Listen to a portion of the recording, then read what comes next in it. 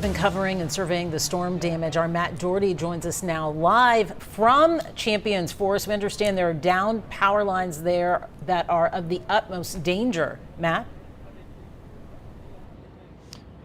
Yep, that's right. You know, some of these hazards are lingering. Did you just hear that over there? That's part of one of those downed power lines that's sparking and starting a small fire in the backyard of someone's home right now. I'm sitting here with Assistant Chief Hecker, and just tell us kind of how this has materialized. We were talking to you when this popped up. Incorrect. With a lot of the trees down, in fact, this residence here has a whole garage that's been picked up and moved on top of the power lines, which knocked down the power lines and some of the transformers, and they're starting to ignite and catch fires. There's 3 or 4 of them down this line alone.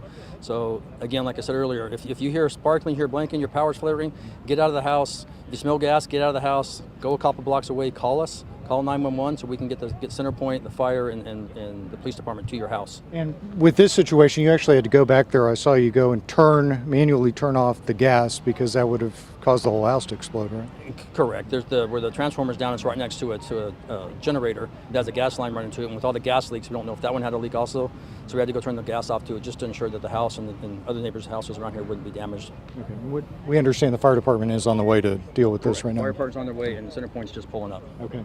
I want to go take a look at another part of this line really quickly. Ryan, if you want to walk with me, I'm going to let the assistant chief get back to work. So this is the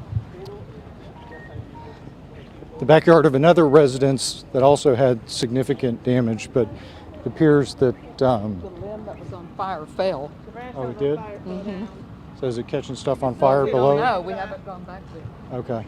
So we're going to go back here. We're going to be very careful because there are down power lines and such, but you can see where that smoke is coming up from that power line over there. It's starting to catch that tree on fire, and like that woman just told us, one of those branches fell into the backyard there, so don't know what's happening with that. So anyway, bottom line is lots of hazards still out here, even though the storm has passed through, 3 hours ago at this point.